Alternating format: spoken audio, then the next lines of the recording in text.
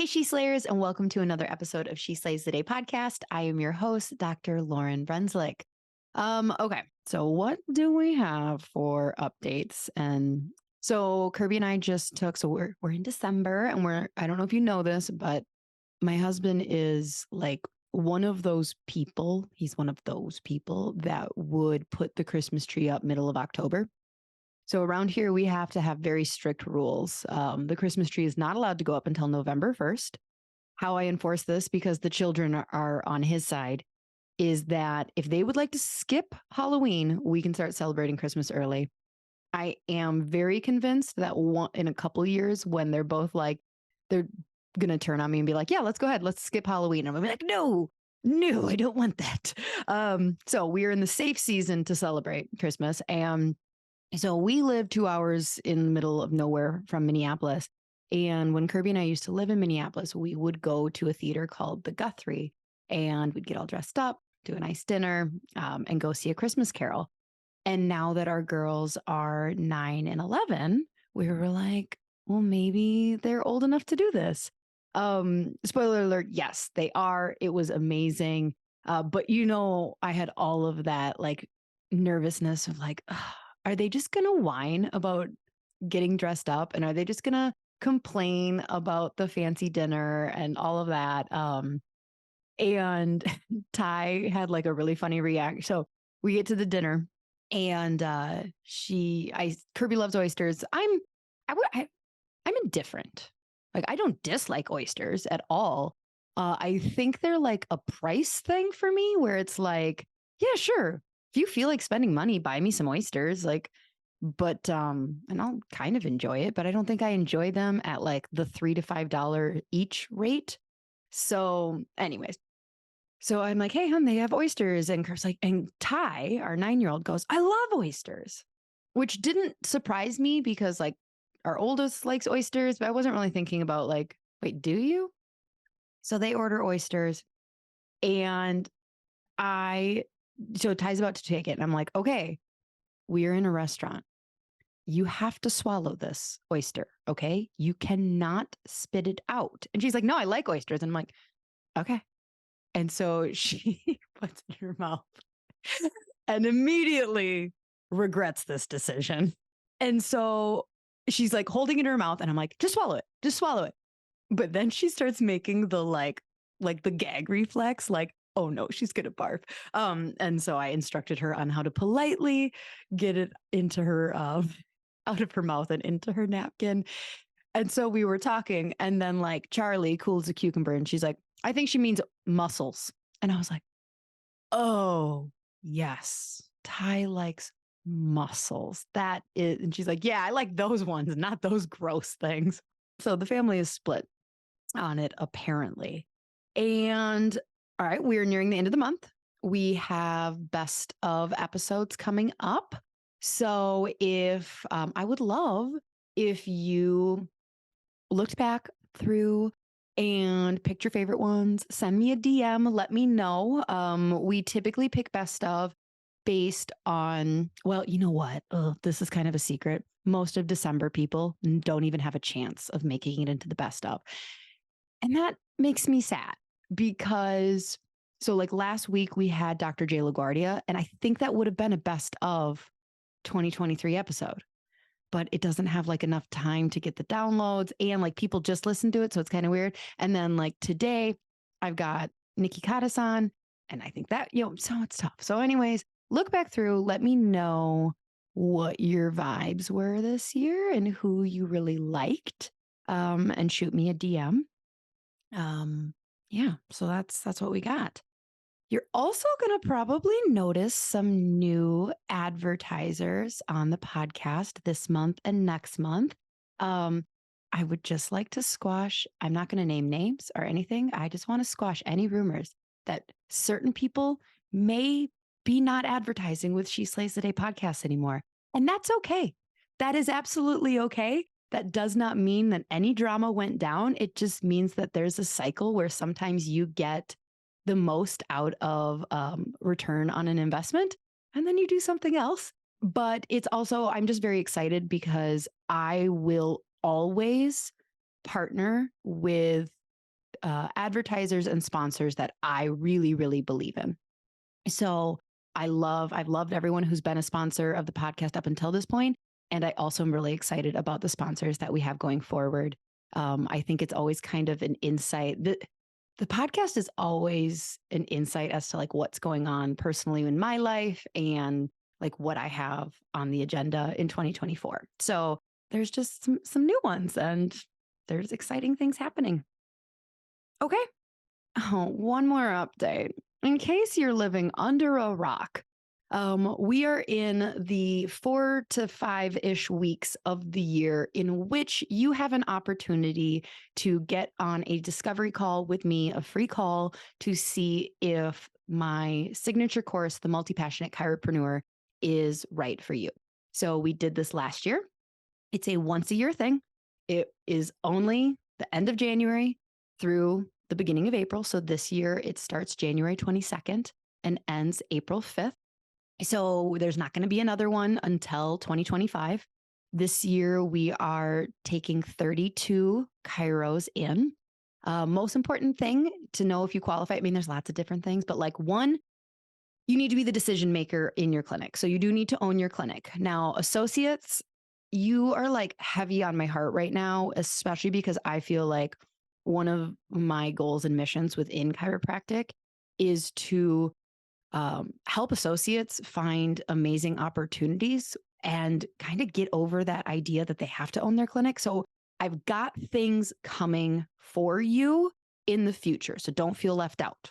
Don't go and like start your own clinic just so you can, do my course. No, but the course is kind of where everything is starting with like helping clinic owners get their systems in place so they can provide amazing opportunities for lifelong associates and then also other retirement options for them, passive income, wealth building, legacy things. Oh my gosh, there's so much stuff in there. So right now we are in the 4 weeks of selling and onboarding where we're allowing those people to get on a call with me and become one of those 32 spots. So if you are listening from, in the month of December and early January, there's a chance that there's still spots available. Click the link below to get on a call with me and let me know if, this is the right thing for you. So let's jump into our person. Okay. So ironically, so I moved this episode here because I know a lot of people are thinking about price increases in the new year. And so I wanted to squeeze this in before January.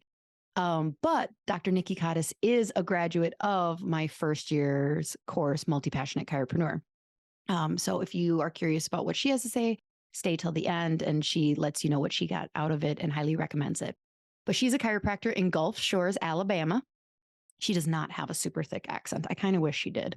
And she's been practicing for 11 years. She's a business coach for the Black Diamond Club, and she empowers other chiropractors to build successful practices and reach their full potential.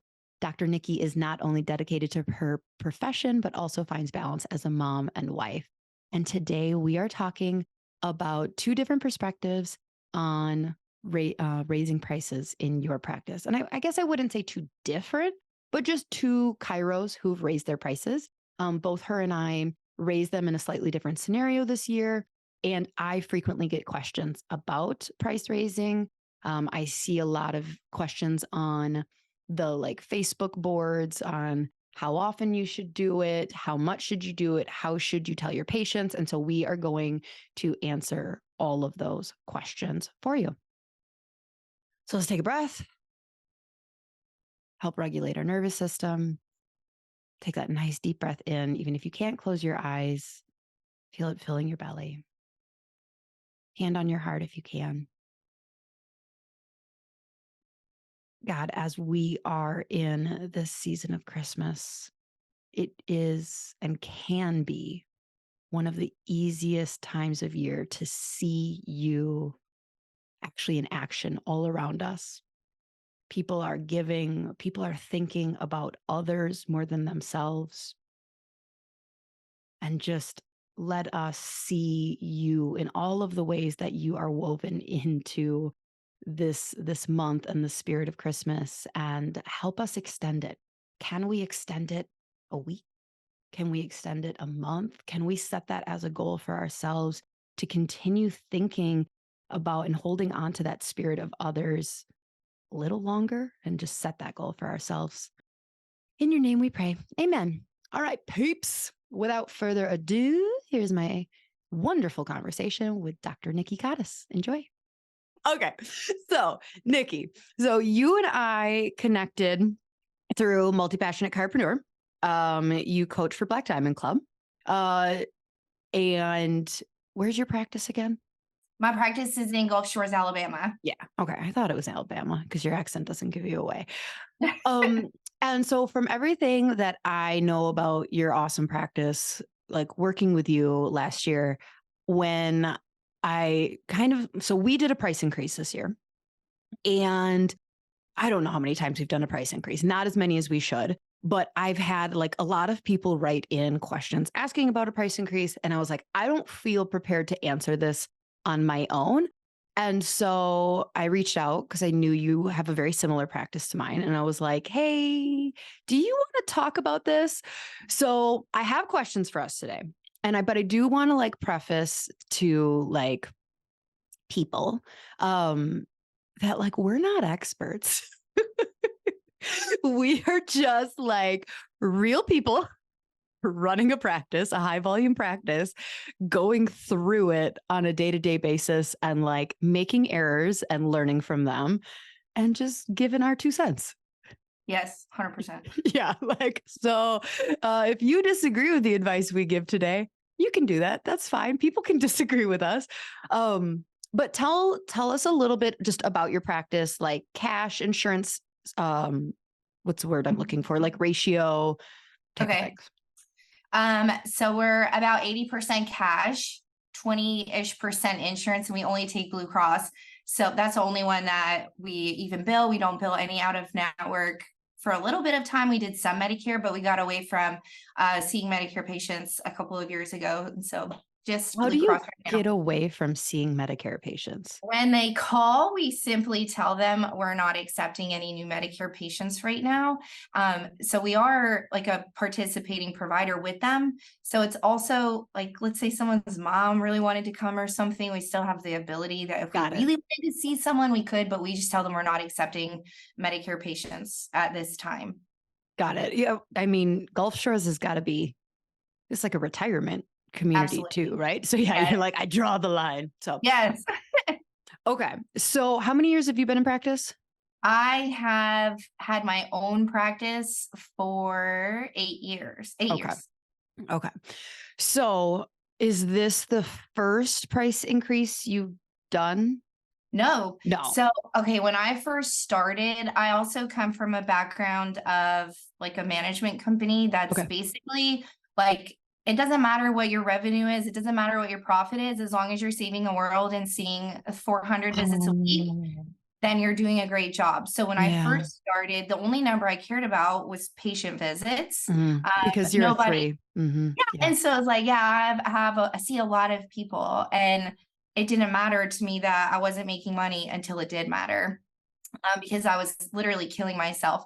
So I started off like, just get people in the door. Doesn't matter what they pay. Doesn't matter if they literally are the worst person in the world, let them come.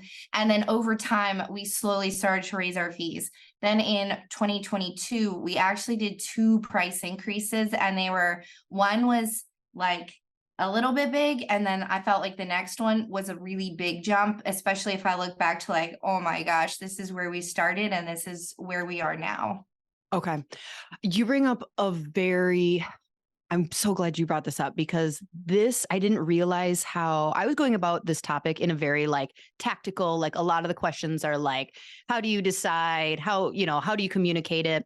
But like, this is a deeply emotional issue for a lot of cash, family focused chiropractors. And like, you might be a rehab non-family and you're like, no, I resonate with this too. But like, the need to like, the whole reason that so many chiros find themselves, myself included, in this situation where you're like, oh, I'm basically paying people to come to me. Like my cost per adjustment is $27 and they paid me 26. Like I paid them $1 to come to me. You show up. From either this place of vanity metrics, and Christy Wick and Jake Granacher are talking a lot about this right now on Instagram of just like, and I love it. Like I'm totally here for this vanity metrics where it's like, I see this many people a week and it's like, and can you afford to pay your employees? Like, and all of this stuff. But you get to say, I'm seeing this many people a week. So it's either coming from this place of vanity, unintentionally, like I just totally attacked so many people. And I was like, oh, I'm so sorry. That was where it came from me. Like I was a vanity. Like I want to be able to be on stage and brag. I'm seeing 500 a week. I'm doing this. And then, or it's coming from this like super wholesome, I want to save the world and you can pay me whatever you want type of thing. Yeah, mine was vanity. It was like when my friends who were chiropractors wanted to talk about their practice, I wanted to be able to say like, well, I see 350 a week by myself. Because that's the only question we ask is how big's your practice? Oh, how many people do you see? Yeah. Like, it's never like, how many hours a week are you working? Are you fulfilled? Are you happy? Like, what's your profitability? What's your take home? Yes, literally. It's like, I never told anyone that at that time, my office visit average was like $19 because nobody asked. It was just like, I'm seeing a lot of people. So that's where I got to a point too, where I had in 2022, we had like a 5-week waiting list for new patients. And it was extremely stressful, but I was also like, well, or 2021. And I was like, well, if I wanted to hire an associate, I couldn't even afford to hire an associate. Yes. That was the turning point for me because I was like, I physically can't see all these people who want to see us, and I can't afford to hire someone else to help me see these people. So something has to change. That is almost the exact situation. Well, you know, like you listen to the podcast, you see, like I'm definitely on I don't want to say dirty, but like a realization that like, whoa, you've got people like Alan Miner and Chiro Matchmakers out there talking about how like associates should be making $70,000, $80,000, $90,000. And like, if that punches you in the gut going like, how am I supposed to afford to pay someone that? You might have a profitability issue. And like, that was my moment where I was like, I can't afford to pay someone that. And then it's like, well, what's your spread? Because with more people becomes a larger overhead. Like you have to move into you need a larger waiting room. You need more rooms. You need a break room now, because now instead of 2 CAs, you have 5 CAs. And instead of 1 scanner, you have 2. And like the overhead can get out of hand if you're pricing, like, again, some people grow in a great way, like their pricing matches, and, but like if you can really get yourself into this pickle of like, my overhead is outrageous and I can't afford to bring in more help. So like, yeah, I was in a similar situation where we started looking at stuff. Okay. So you did 1 in 21 and 2 in 22. Yes. Okay. So kind of first question is, how do you decide it's time to do a price increase? I think for us, that was like, I felt like I was at max capacity of who I could see. So it was like, okay, if we want to continue to serve people and be healthy and take good care of them, we have to like increase our red velvet rope a bit. So not letting everyone in. So where's that like fine balance of still seeing the people you want, but making money? So when we hit that 5-week waiting list, I wasn't comfortable with that. I was like, I like a 1 to 1.5 week waiting list. I think that's good. I can see that my books are full. I can see that we have new patients, but people aren't waiting like 5 weeks to come and see us. So that was for me the first step. And then, so first we raised our new patient fee, and then we raised our adjustment fee too. Okay. So do you have different pricing? And I don't even know if this is legal in your state, but like, do you have different pricing for like new active care patients versus like wellness or maintenance patients? No, we have the same fee for everyone. Okay. And so do you have discounts for like people who commit to coming weekly versus biweekly versus like, I'm going to come once a month or I'll call you? Yes, we sure do. Okay. So yeah, and that was something that we did. Anytime we raised our fee, we sat down as a team and we were like, here's where we're at. Here's the fee we're going to. What do we do about all these patients who are already committed to a wellness care plan? So we decided keep everyone at their fee. And then I think that's important too, because it's like, it's your practice. And so if there are people that you're like, I don't want to raise their fee, they've been with me for 8 years, don't raise their fee. Yeah. If there's people that you maybe want to get rid of in the back of your mind and you're like, man, they really wear me out, they just don't like, they're not compliant with their care, they show up whenever they want, you can raise their fee. And that's the glory of it, like being your practice, is you can pick and choose who you want that to affect. So anyone for us that was committed to like a wellness care plan, we kept their fee. Okay. So you grandfathered them. Yeah, we grandfathered them in. And then that's also been helpful too. If people are like, hey, if I want to just switch to pay per visit, like, what does that look like? We're like, you can do that. But just so you know, our fees went up in 2022 and it's $30 more than what you've been paying. And they're like, oh, I think I'll just stick to what I've been doing. And you're like, great idea. So, yeah. So you said something that I think is really important. You talked about, you said something about being uncomfortable or, like, and that is kind of that first step of, if you are, oh shoot, we forgot to do like a legal waiver type of thing. We're not lawyers. We don't know what's legal in your state. If you're a network with insurance, you can't necessarily just do whatever you want. So in Wisconsin, especially since I'm only participating with Medicare, not with anybody else, I can do whatever I want with my fees. And like CHUSA or Chiro Health USA would be like, no, you can't. I'm like, no, I actually can. No, trust me, I can. I've talked to lawyers. But that may not be the case if you're a network or your state. But so if you are comfortable, like I've seen women just be ripped apart on the like women Chiro page talking about fees, and like in the comments just being like, you deserve more than $40 a visit. Like I increase my prices every year, like basically shaming people for not increasing their fees. But like, if you calculate your cost per adjustment and what else would you have to, basically your cost per adjustment. Oh yeah. And your OVA, and you're happy with that spread. So if you calculate cost per adjustment and it costs you $27 to deliver that adjustment, and you calculate your average OVA, office visit average, and it's $28, and you are comfortable with that $1 difference in profit that you're making, get it, girl. Like, I guess.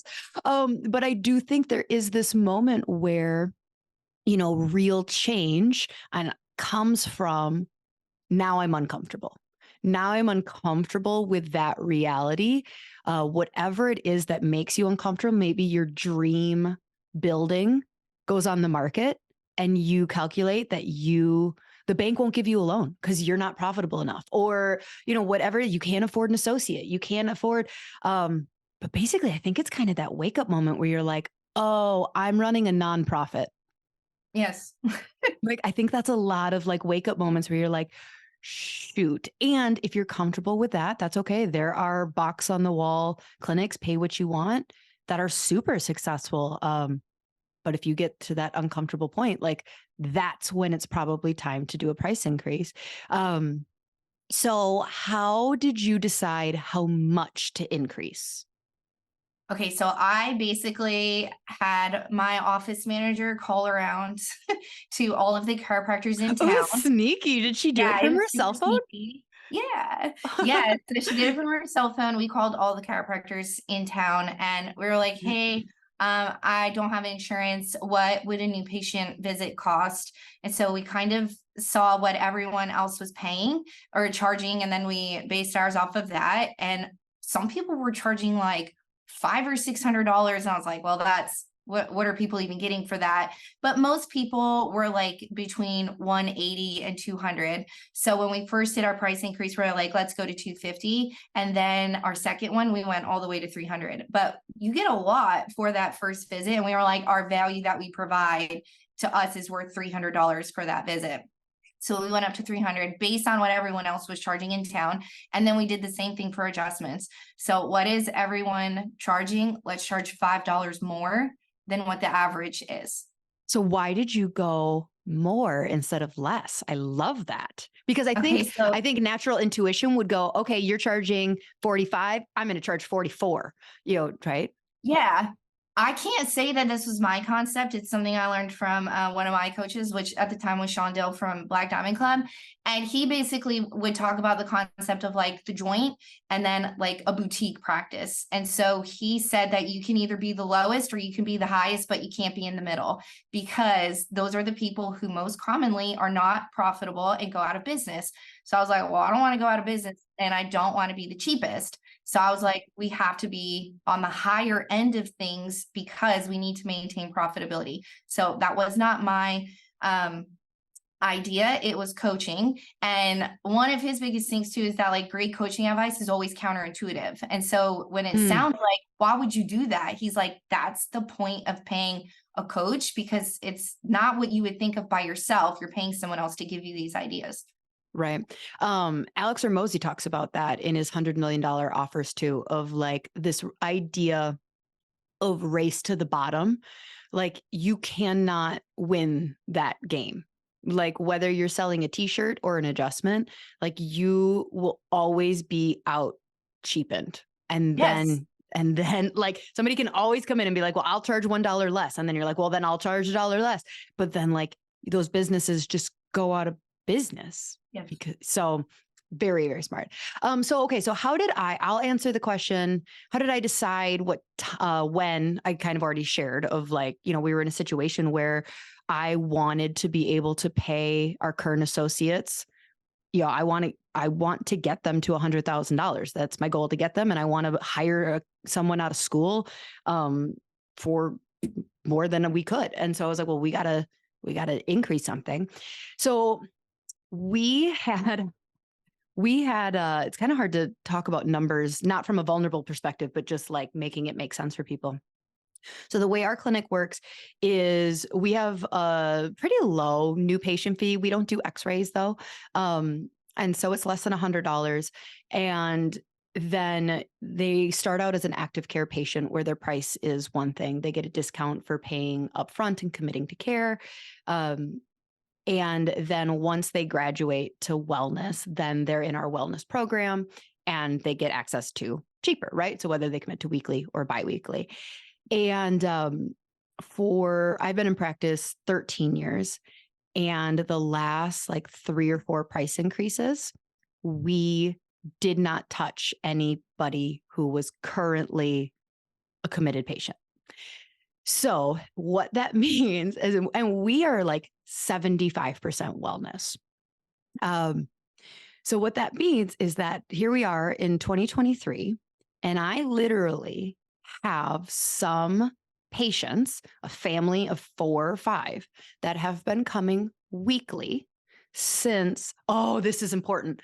In 2021, I lowered my prices. And I was so proud. What I did is I lowered it on wellness care and for families of 3, 4, 5 or more. And my thought was, if we could get the amount that they're paying us a month for their family basically below a certain level, and the level for us in Rice Lake, Wisconsin, where the median income for a family is like $70,000 and 60% of kids are on Medicaid, is going to be different than someone, in Dallas.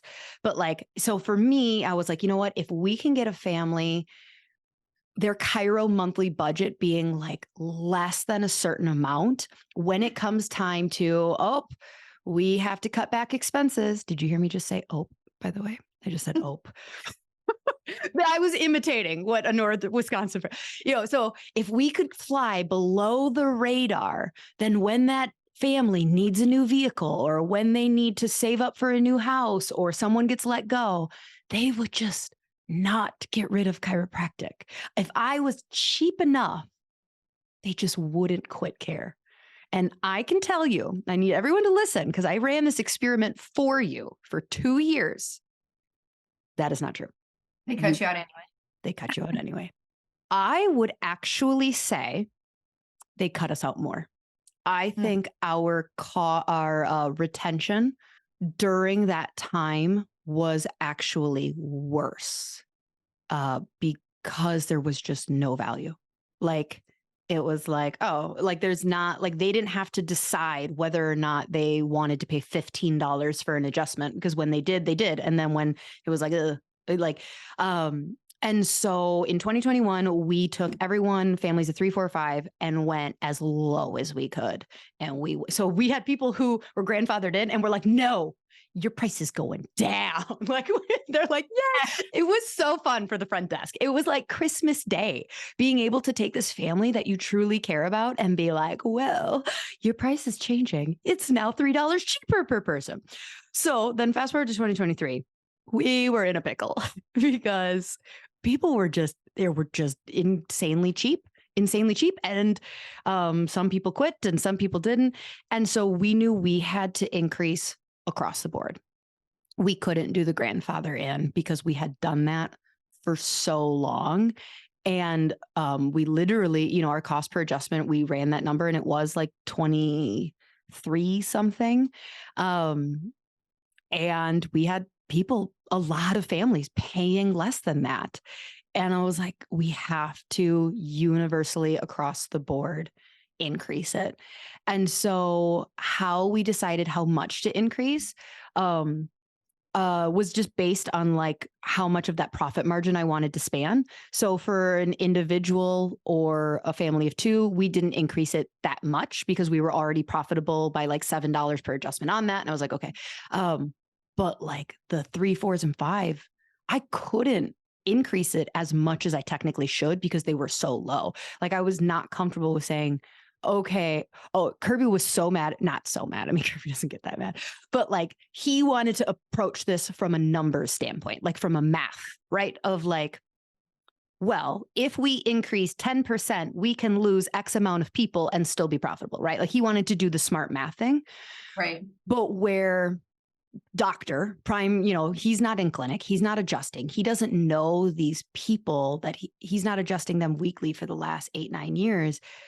And so like I put my foot down and I was like, listen, CFO, no, I will not raise the price that much. This isn't just a math equation here. And Absolutely. So I was still a little emotional about it. And so like, that's where like some people might disagree of like, no, Kirby was right. Like you do the numbers, and if you lose 40% of your patient list, but you are more profitable than you were, you're ahead. And I'm like, oh, no, I can't do that.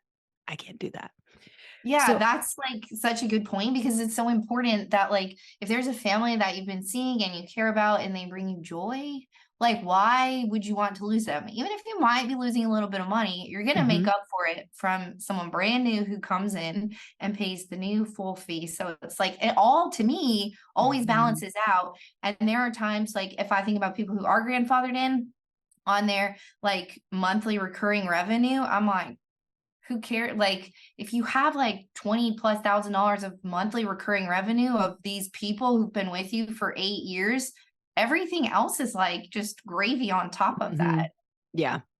Yeah. So, like we had decided, all right, this price increase is going to affect every single patient, but some of these people, like I sat down and basically had a list of like people. It's really funny. My patients don't listen to the podcast, but if they were sure like I could have negotiated basically where like if they were at 25 and I'm like, okay, so with the new price increase, they should be up to 32 per person each, times a family of 4 times 4 weeks a month. That's a big jump. And I would say like, all right, we have to, if they're at 20, I don't know what I said they were at, 25, let's say I said they were at, I would say to my staff, I want them to at least get to 28. Ideally, they say 32. Yep, no problem. But like we have to at least get them up a couple dollars type of thing. And like I said, we didn't rectify the full situation because we had gone so low. So we know that we'll need to do a second price increase for our larger families, probably closer towards the end of 2024, because we just couldn't. Like we were just like, oh, we're so far from where we should be. We can't jump that high. So we kind of did a step. Okay. So you already answered, do you grandfather people in? And do you foresee a time where you wouldn't? Ooh, that's a good one. I would say no, because I want to reward loyalty. It's like these people who are on a lower fee, to me, it covers the cost of the adjustment. They're super easy. They show up once a week. They do what they're supposed to do. They don't complain a lot. Their card doesn't get declined. To me, it's like I feel like I should reward them for the loyalty. So But you made an assumption that their cost, what they're paying, covers the cost of their adjustment. That's true. What if it doesn't? You never know what will happen. I guess, I don't know. I think that people, even some people who are on like our lowest grandfathered in price, they've still discontinued. And so then I feel like people will continually discontinue, but you'll continually replace like with new people at a higher fee. So to me, it still all kind of evens out. Yep. So I would stick with yes, that I would continue to grandfather in. Yeah. I think that I will probably stick with like grandfather in, maybe grandfather in. Okay, hey, you've missed our last 3 price increases. I got to bump you up a little bit type of thing. Yeah. I will say too, I didn't mention this, like when we went from like heavily discounted family and like if they were paid per visit, and we totally got rid of that. So we don't have anyone who's paying like less than like a certain number in our office. So it's like if people were paying like $20, $30, all those people, like their fee was raised like 3 or 4 years ago. So that's kind of already been done. So I feel like the grandfathered in fee is already higher than definitely where we were 5 years ago. Yeah. So, I mean, that's a completely different equation of like, if your cost per adjustment is $26 and you've got someone who's grandfathered in at 16, then it's like, okay, do you want to pay $10? And people get like, well, you're not really paying $10. And it's like, no, you're not, but you are, like you are type of thing. So it's, yeah. Okay. So next question. Did your staff fight you on raising prices? Never. And I think that was surprising to me too, because, well, I think your team sees more than anyone, like how much work goes on behind the scenes of like just even seeing patients, running payments, making sure their care plans are right, like keeping up with their appointments. So anytime I've suggested a price increase, my team was always 100% on board as far as like, yeah, I know the value that we provide. I know like what other people are charging. And I know that like the experience that we provide is different than anywhere. So I've really never gotten any slack. They've always been like, yeah, let's go. Oh, that's awesome. Okay. So I definitely can offer a different perspective to that then. So like I said, in our area, 60% of kids are on the state Medicaid. And Wisconsin Medicaid is kind of amazing for the patient. So this is how it works. So you get somewhere between $23 to $26 per adjustment from them. And the patient gets 20 visits where they have a $1 copay. Once they get to number 20, you can take a 30-day break from submitting. And then a lot of docs will rearrange the codes. So like, M99 1 through 4. Okay. And then 30 days later, it's 4 through 1. And all of a sudden you get a whole new 20 visits. It has been this like, that's just like a game, right? Like, and it's been that way since we got out of network in 2017 or 18, because I just looked at it. I'm like, holy cow, this is just an audit waiting to happen. Like there's no way I could defend. So So 60% are on this amazing insurance where they have $1 copay. And we're the only pediatric clinic like north, like within a 40-mile radius.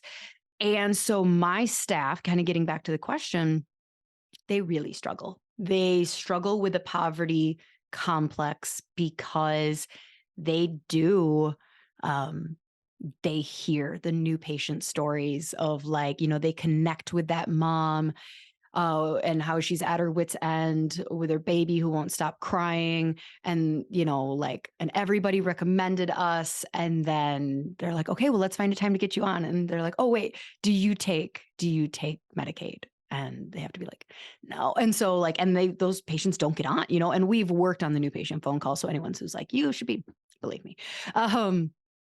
And so they really struggle with the if we do this, how many patients are we going to lose? They knew that the patient isn't likely to complain to me. The patient is likely going to go up to the front desk and be like, oh, I saw you're increasing your prices. Okay, well, we're going to need to take a break from care. And then they were going to have to tell me, hey, the Smith family quit care. And then I would be upset. Not at them, but sad, And so I think it definitely created this, that's something that I had to help them overcome that mindset every single time that we've done it, because they don't want to. I think one of that would be so hard. And as you're talking, I was thinking in Alabama, Medicaid doesn't have chiropractic coverage. So it's been honestly a blessing, because it's never been a decision that had to be made by us. Mm-hmm. It was the state made the choice that if you have Medicaid, you don't have chiropractic coverage. So that would be so hard, especially to go from seeing Medicaid patients, knowing that they have this great coverage, knowing that you're making a big difference. And then it's yeah, we just have to tell people we don't take it anymore. And we're the only chiropractor, in your case, who sees kids. So that would be really difficult. Yeah. So, okay. So what would be your advice to someone who is my front desk? It has a really bad attitude about increasing prices. It's obviously coming from a poverty complex because they don't, because all of our staff gets free care. So let's just call a spade a spade. Your staff doesn't have to choose whether or not they would pay $60 for an adjustment. And the research is you give someone something for free and they value it less. So what would you say to a doc who's really struggling with staff that has a bad attitude about raising prices? A couple of thoughts. One, I think if you have a staff with bad attitude, you have a couple more problems. But also, for me, I take my team to seminars with me so that they can be immersed in the same concepts that I'm hearing about. Was there a time where I struggled with a money mindset and a money issue? Yes.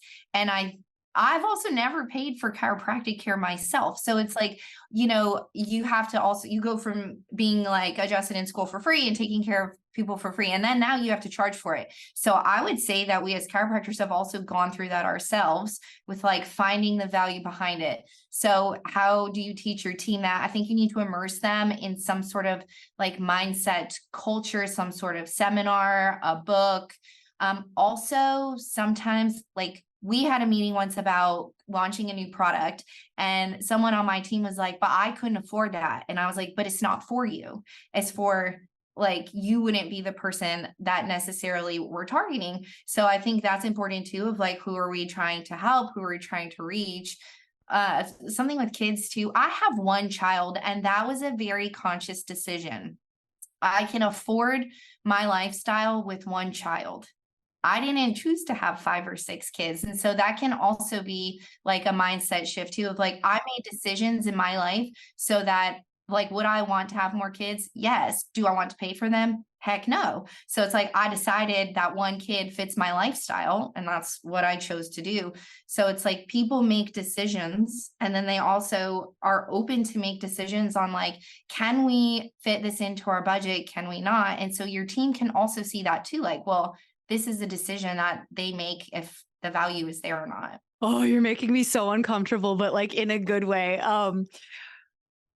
Because we're kind of circling back to, oh God, this initial issue, or where we talked about where it's like, are you like, just because they have a large family doesn't mean, if they're not choosing to value chiropractic, that's not your responsibility that Yes. And they like, can afford it. as I was saying that, I was like, I probably sound like a jerk. No, like it's a harsh thing that we have to talk about for businesses.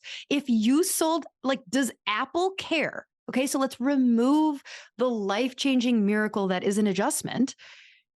Does Apple care that not every family is going to be able to give their child an iPad for Christmas?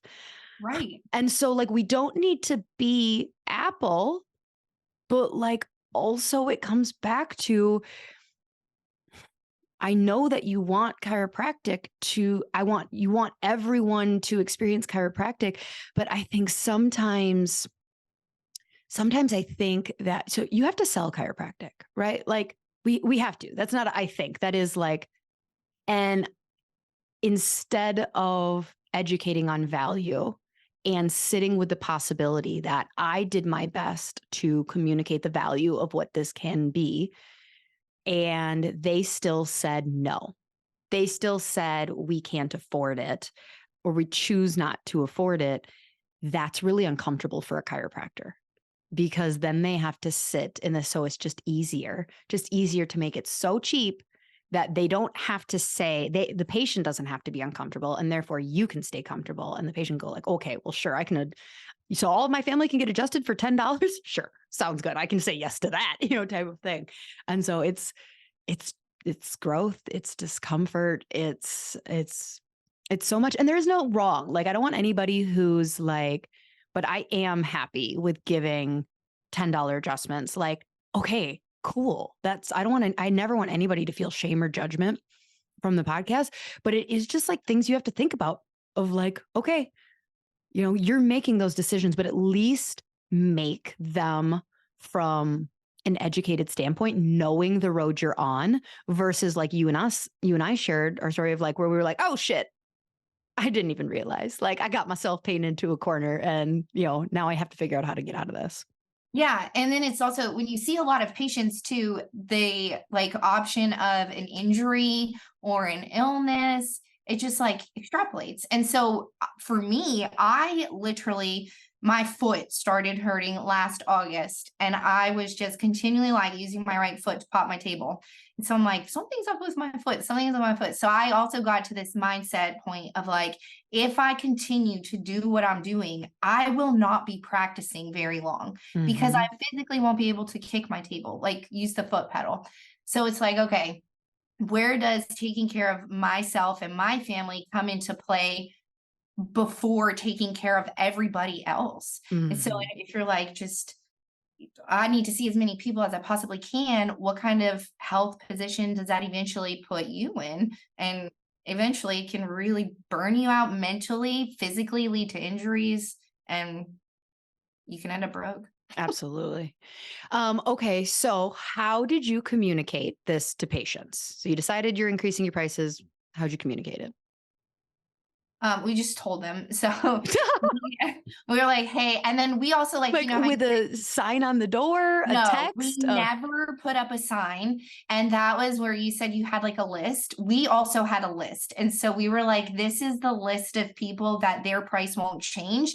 And we also want to let them know, hey, we've grandfathered you in, but just so you know, we have raised our price, because we also wanted them to know, like, We are raising our fee. If you refer someone in and the fee is different, that is why. We also want you to know that we appreciate you, that we super value you, that you've been like loyal to us. So we had a list of people that we didn't tell. And then the other people who we were raising their fee, if they were pay per visit or whatever that was, hey, just so you know, starting at your next visit, like we also weren't like in a month or in 3 months. We were like, next time you next come in, time. yes, next time you come in, we've raised our fee and this will be your new price. And so if they're like, oh, okay, that's fine. Most people said that. If there were people who we got pushback from, we're like, we totally understand the price of everything is increasing, as you've probably noticed. And, you know, we just need to do this. We haven't had a price increase in so long. And that's what we would So say. it was like hand-to-hand combat for, Yes. okay. How did your staff have time for that? Because like, if it's increasing next visit, like they're probably having 30, 40 conversations in an afternoon. Yes. Well, most people are already on care plans or wellness plans, so that eliminates all of that. So it's mostly like the pay per visit people, and they would just pull them aside really quickly and be like, "Hey, just so you know, we are increasing our prices." And it was just a super fast Oh, I conversation. suppose if a lot of them, if a lot of them Yeah. were on being great. So for us, this last time, like I said, it was affecting everybody. So previous ones where it was like, it's just going to be on new patients. And so like when the new patients graduate to wellness, they won't even know it's a price increase. And so this time it was like completely different. And we put a lot of thinking into like, okay, how do we want to do this? We want to rip off the Band-Aid, but we need to do this in an organized fashion. So, because like one thing, people will get upset about an increased price. They'll definitely get upset about you accidentally charging them something wrong or too early, or they didn't fully understand. And so we wanted to make sure we really went about it strategically, trying to not piss off as many people as possible. So we sent out a mass text to all of our wellness people. So all of our people who I would call active care, who were like under 3 times a week, they didn't receive really anything because as soon as they graduated to wellness, they would just have the new prices. It wouldn't, but all of our people who are on weekly and biweekly care got a text. We attached the new pricing to the text. So like we had an image that said like, as of this date, and we put it out a month. So we did that because we knew we were going to need to have some conversations, and we were going to so we use cash practice. So like people had an auto payment scheduled for, let's say $100 a week for the next 6 months. So if we were changing it, so now it's going to be 110, we needed to cancel that, then set up a new one, and they had to sign it. So we had like all of these like commitments, because you can't just not have someone sign that like you're going to start charging their credit card. Yeah, right. And so we, wrote like, we were very careful in our wording. ChatGPT was extremely helpful. We didn't want to be too apologetic, but we didn't want to be, because at a certain point, like you said, everything's increasing. Like you don't need to be like, woe is me, I'm the worst chiropractor in the world, I'm charging you more. But it was less is more, with a blanket of, like a little hug wrapped in there, and talk to us by this date if you have questions. So we kind of put it on them that so I think we said that date was about a week before the pricing was going to go into effect. So we just sent it out and waited. And as patients came for their appointments over the next 3 weeks, they would come up if they had questions, and we would explain like, yep, here's what it's going to be. Most people did not. And, so once we got to that date that we had told them, and we also put some signs in clinic that said, as of September 15th, all prices for wellness patients will be changing. Talk to the front desk if you have questions. And so let's say September 15th was the date, and let's say September 7th was when we said you have to come talk to us. So as of like September 8th, our team just started changing. Like, all right, if you haven't talked to us, we assumed that you saw it and you're fine, and then had it prepared for them to sign their new auto debit at their next visit. Does that make sense? Did I explain that in a way that makes sense, Nikki? Yeah, it's great. I love it. I was like, because sometimes you're in your own systems where you're like, but people know what that is talking about. So like we were much more this time, we've definitely done times where we, didn't have to be as like out and open about it. And this time we were just like, all right, we just have to rip this off kind of like a Band-Aid and be like, hey, this is what's happening. This is, and we had a bunch of patients who had been grandfathered in who responded to that text like, does this affect me? And Yes. so one of the things we had to do is because I wanted my, I have 5 different staff members who were going to be responding to texts, and I am very systems oriented. That's like a nice way of saying I have control issues when it comes to how we respond to things. Ritz-Carlton's book talks about like how you respond to issues can often leave a good or bad taste in someone's mouth. And so I said, like, these were the questions. So we brainstormed before we sent out the text. All right, what kind of questions do we think patients are going to come up to the front desk and say or text back? And so then we like had it written out so they could just copy and paste. Like, so if someone says like, does this affect me? Like, did you mean me that my price is going up? They knew exactly. They would just copy and paste like, yes, pricing is across the board. Like, I don't remember what it was, but it was very, yep. Yep. You too. So I have a question that I think people Yeah. are probably wondering, but like how many of those people were like, no, that doesn't work for me? Or was it the majority like totally understand? Cool. Yes. I want to say that because we kept track, so of like 700 families, it was like 60 somewhere. It was like less than 5%. That's great. Yeah. So it was somewhere between, I can't remember where it like finally ended, but like when I like checked in after like a majority, it was somewhere around 5 or 6%. Which hurts. It hurts. Like that hurts. That's, and you see your numbers, like you see that percentage, if you're seeing 500 a week and you lose 5%, you're now sub 500, you're 475. And you're like, oh no, I don't like, I don't know if I did math correct. I think I did, but like, so it's not that that's nothing, but like definitely Kirby was in my ear of like, yeah, but we did a X% increase. Like we're still more profitable. And so most people though, like I said, if it's 6%, 94%, we're like, yeah, okay. Sounds good. And I think there was a percent. Oh, I'm glad you asked that because we had people that we knew if they said, I'm not doing that, we were going to try and work with them. Their price was going up. It was absolutely going up because 100% of people were not going to, or were going to be touched by this, but we were going to work with them. Right. So like we have some people who would, they would generally call once a month or come in once a month, but like we're not scheduled. They like to schedule their own. And so their price per adjustment was supposed to go up to 45, and it was a family of 4. We would say like, if you're willing to schedule out once a month for the next 9 months, we can bump you instead of all the way up to 45. We can bump you up to 40. They were like at 36 and they were supposed to go up to 45. And so we like had some of that stuff. And so some of those people were like, okay, yep, that works.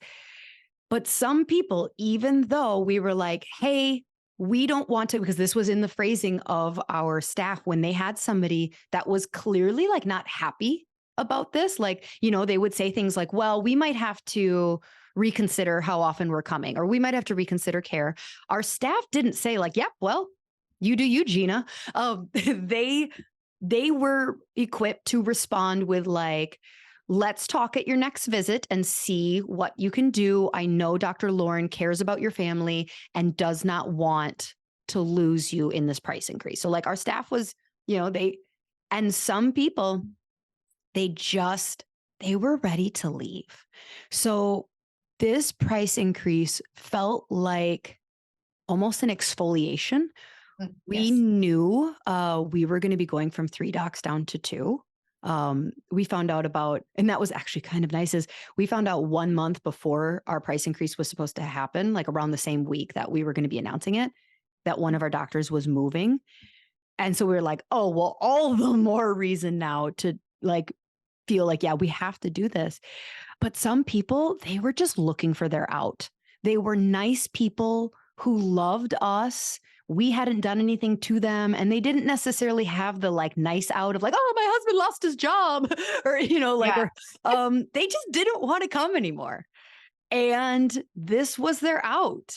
And so it really felt like every single person that we said, like, hey, your price is going up $4. Hey, your price is going up. And they were like, oh, okay. It was like they recommitted, like, oh, they like us. They're sticking around. They're not, because if they were going to quit, this was their opportunity. Yeah. So that's definitely something that, like we had to talk about as a team of like, did you say that like we would work with them? Yeah, I told them we would work with them. They just said like they just need to take a break for a while. And it's like, yep, that's okay. That's okay. Let them go, type of thing. And when they come back, whatever. So, okay. So what do you say when someone says they're going to quit with the price increase? Well, I already kind of shared. So what would you, with the people that you had to say it to, like, what did you say to them? Or what did your staff say? Kind of like same thing as you, like we want to sit down and talk to you. And there are, of course, people we would work with just like you. Beauty of you making the rules for your practice. But same thing, we would just tell them like, we totally understand if you ever decide that you want to come back, we're always here for you. We'll keep your file open for 6 months. And then if you decide to return in the future, we'll gladly take you back. Oh, I love hearing. So you say we'll keep your file open for 6 months. Yes, because then that also kind of now puts, because that in their mind, they're like, okay, well, if I decide to come back, I have 6 months to make this decision. And then if someone's like, well, what happens in 6 months? It's like, well, we'll just start you as basically a new patient. Nobody wants to go through that again. Nobody wants to pay for that again. So that's fine. We'll keep this file active for 6 months. And then if you decide to come back, you're dead to us after 6 months. Basically. Yeah. But then don't come back. Yeah. Okay. So then what was the biggest surprise that you faced while increasing prices? How many people did not question it. Like, me too. Even new patients who called and didn't know what we used to charge and then what we were charging now. It's like, you expect that everyone's going to be like, oh, that's expensive. But that never happened. I think it happened a few times, but to me, the biggest surprise is that people understand that this is actually a business, that prices increase everywhere, especially over the past 2 years, just how receptive people actually were and how a lot of people were like, oh yeah, like I've been waiting for that to happen, or, so how many people are actually receptive of that you are running a business and not just, giving away stuff for free. 100%. I would agree. That was the biggest surprise of just like, I would like come up to my front desk after the end of the shift and be like, what did the Smiths say? What did they? And they're like, oh, they said, okay. And I was like, oh, they did? Okay. Like the Smiths were on a list. I was like willing to negotiate. Like they could have gotten it cheaper, type of thing. And I was like, oh, okay. What is the biggest hurdle you faced while increasing prices? I think for me, it was a mindset thing. Like, even though my team was okay with it, they're not necessarily the ones like presenting a care plan and physically asking for this money. So for me, it was a mindset shift of just slowly increasing over the years and then doing a pretty big jump, but understanding what value that we do bring as chiropractors to people's livelihoods.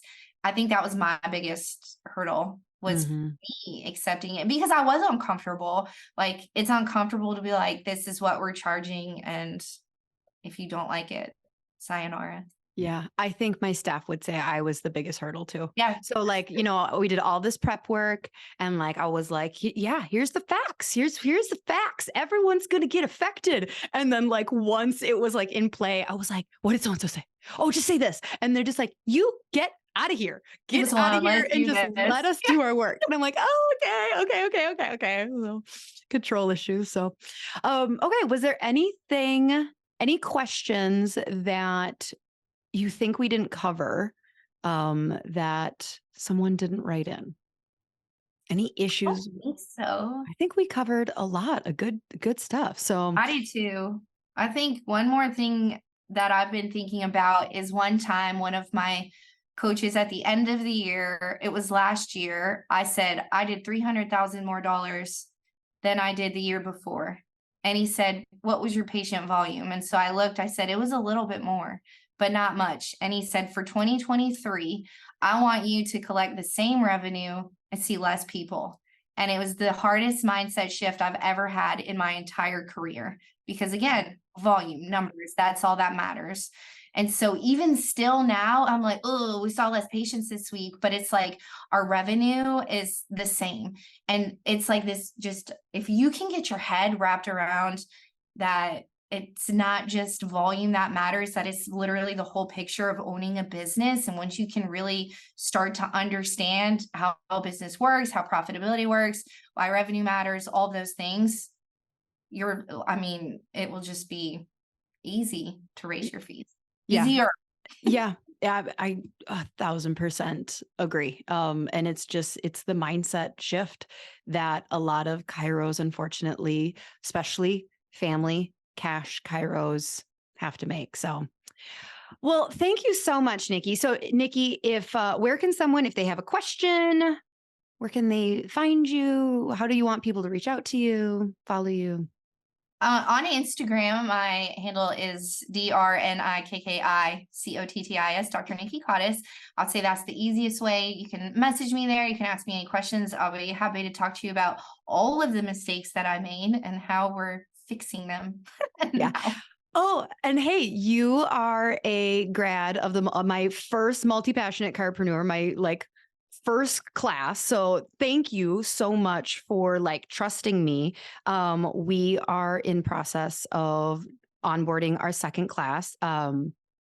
Did you like it? Will you say I loved it. Yeah. Okay. If you have the opportunity, you should totally apply, be on the wait list.